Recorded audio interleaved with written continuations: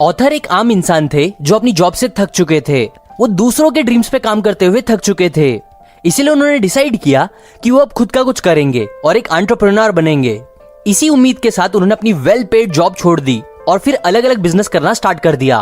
उन्होंने कई different ideas पे काम करे, कई साल और कई थाउजेंड्स ऑफ डॉलर्स लगाए, बट स्टिल उन्हें कोई सक्सेस नहीं मिली। बल्कि उल्टा वो धीरे धीरे बहुत लॉस में जाने लगे। हालत इतनी खराब हो चुकी थी कि उनके पास बस एक हफ्ते बचे थे। बस 7 दिन उनके पास बचे थे, जिसके बाद उन्हें वापस जॉब लगानी पड़ती क्योंकि उनके पूरे सेव किए हुए पैसे खत्म हो गए थे। लेकिन इस 7 दिन में कुछ अमेजिंग हुआ। इस 7 दिन में जब उन्होंने देखा कि उनका पुराना बिजनेस, जिसके पीछे उन्होंने पूरा 1 साल और कई पैसे लगा दिए थे, वो एकदम फ्लॉप चल रहा था, तो फिर उन्होंने एक न्यू शुरुआत करी और एक न्यू बिजनेस स्टार्ट करा। और बस 7 दिन में उन्होंने उस न्यू बिजनेस को लॉन्च करके उससे पैसे कमाना भी स्टार्ट कर दिए। इनफैक्ट वो 7 दिन में बनाई हुई उनकी कंपनी इतनी सक्सेसफुल हुई कि वो उससे एक मिलियनर बन गए। और अभी रिसेंटली एक वेबसाइट के डेटा के हिसाब से उनकी कंपनी हर साल $4 मिलियन कमाती है रिकरिंग रेवेन्यू में। अब इस एक्सपीरियंस से डैन ने बहुत सी अमेजिंग बातें सीखी। उन्हें पता चला कि एक्चुअल में स्टार्टअप स्टार्ट करने के लिए बहुत ज्यादा टाइम और पैसे की नीड नहीं होती। इनफैक्ट अगर सच में एक इंसान वॉनरप्रेन्योर से एंटरप्रेन्योर बनना चाहता है तो उसके लिए 7 दिन भी काफी है। और कैसे वो 7 दिन में ऑथर की तरह ये अचीव कर सकता है, आज हम वही सीखेंगे ऑथर की बुक द 7 डे स्टार्टअप से। So let's begin. Day 1 idea. सबसे पहला स्टेप ऑब्वियसली आता है यहाँ आइडिया सोचना कि एग्जैक्टली आपको करना क्या है, कौन सा बिजनेस करना है। नाउ एक ग्रेट आइडिया मिलने के लिए आपको 9 एलिमेंट्स पे ध्यान देना होगा। जितने ज्यादा एलिमेंट्स इन 9 में से आपके आइडिया में होंगे, उतना ग्रेट आपका आइडिया बन सकता है। सो नाउ इन 9 में से पहला एलिमेंट है नंबर 1 इंजॉयबल डेली टास्क। आपका आइडिया ऐसा होना चाहिए जिसपे डेली काम करके आपको मजा आए। अगर नहीं तो कोई और आपको आपसे ज्यादा बेटर काम करके बीट कर देगा। Element number 2 product and founder fit. आपका आइडिया आपके स्किल्स और नॉलेज को कॉम्प्लीमेंट करना चाहिए। ऐसा आइडिया मत चूज करो जहां आपकी स्किल्स बहुत बुरी है और ना ही आपको उस फील्ड से रिलेटेड कुछ भी आइडिया है। Element number 3 scalable business model. आपका आइडिया ऐसा होना चाहिए जिसे आप जितना चाहे उतना एक्सपांड कर सको इजीली, अगर डिमांड टाइम के साथ बढ़ने लगे तो। एग्जाम्पल, अगर आपका बिजनेस ऐसा है जिसमें बस आप अकेले ही पेंटिंग बना के कस्टमर्स को दे सकते हो, तो ऐसा बिजनेस ज्यादा ग्रो कर पाना मुश्किल है क्योंकि दिन में बस 24 घंटे ही होते हैं और आप एक ही इंसान हो। Element number 4 operate without founder. Start में नहीं बट एक टाइम बाद आपका आइडिया ऐसा होना चाहिए जिसे चलाने के लिए हमेशा आपकी नीड ना हो और वो आप ऑटोमेट कर सको। Element number 5 build an asset.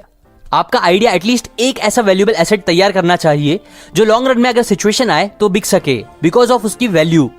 जरूरी नहीं है कि आप बेचो, बट फिर भी ऐसा कुछ क्रिएट करो जो आप टाइम आने पर बेच सको। Element number 6 market potential. आपका आइडिया ऐसा होना चाहिए जिसमें मार्केट पोटेंशियल हो, बिकॉज कई बार लोग यूनिक डिफरेंट आइडिया सोचने के चक्कर में ऐसे आइडिया पे काम करने लगते हैं जिसकी किसी को नीड ही नहीं होती और जो फिर बहुत जल्दी फ्लॉप हो जाता है। एलिमेंट नंबर 7 टैप पेन एंड प्लेजर।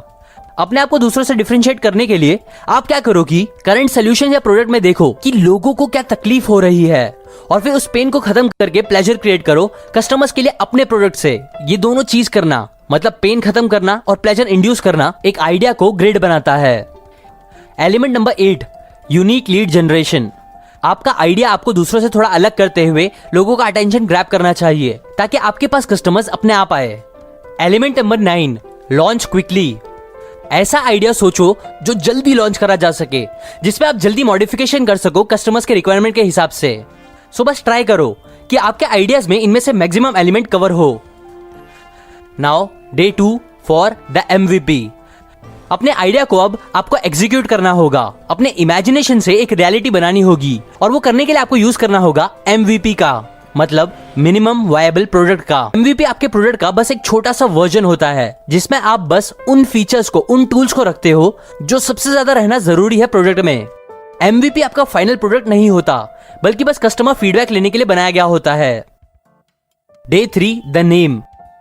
इस पॉइंट के लिए आपको ओवरथिंक नहीं करना है क्योंकि एक डिसेंट नेम भी मोस्टली मोर देन इनफ होता है। बस आप एटलीस्ट 10 नाम सोचो जो आपको अच्छे लगे या जो आपके प्रोडक्ट से रिलेटेड हो, या नहीं भी होंगे तो भी चलेगा ना। कुछ पॉइंट्स जो आप कंसीडर कर सकते हो नाम रखने से पहले, लाइक नंबर 1 नाम ऑलरेडी किसी और ने नहीं लिया हो, उसका डोमेन नेम, सोशल मीडिया पे एक्सेट्रा एक्सेट्रा।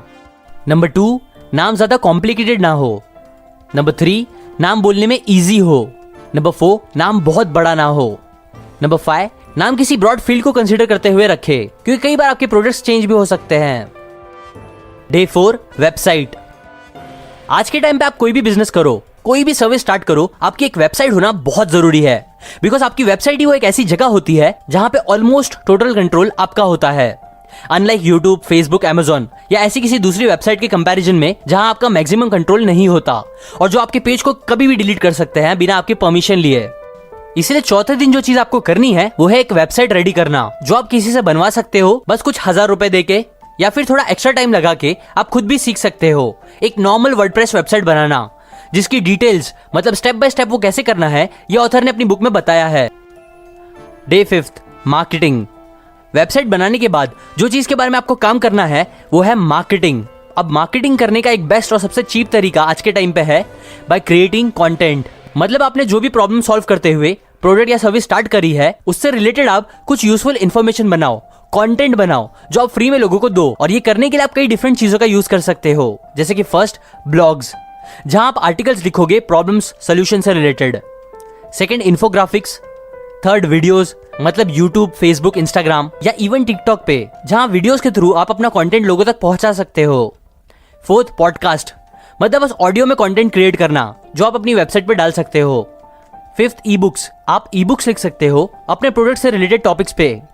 बस ये सब कुछ ग्रेट तरीके हैं जो आपको आपके प्रोडक्ट को मार्केट करने में बहुत हेल्प कर सकता है। Day 6, set targets. नाउ ये सब आप कर लोगे, बट आपको ये कैसे पता चलेगा कि आप इतना काम करने के बाद फेल हो रहे हो या सक्सीड हो रहे हो? तो वेल इसीलिए ये जरूरी है कि आप लॉन्च करने से पहले ही कुछ टारगेट सेट करो। मतलब समझो ये सेट करो कि हाँ, लॉन्च के बाद एटलीस्ट इतने लोग तो साइन अप करने ही चाहिए मेरी वेबसाइट से, या एटलीस्ट इतने लोग तो पक्का आपका प्रोडक्ट खरीदने ही चाहिए। And last, day 7, launch. ये है सबसे बड़ा दिन। अब आपको लॉन्च कर देना है सब कुछ। इसके बाद आप जो भी काम करोगे, चेंजेस करोगे, इंप्रूवमेंट्स करोगे, वो आप कस्टमर से फीडबैक लेते हुए करोगे।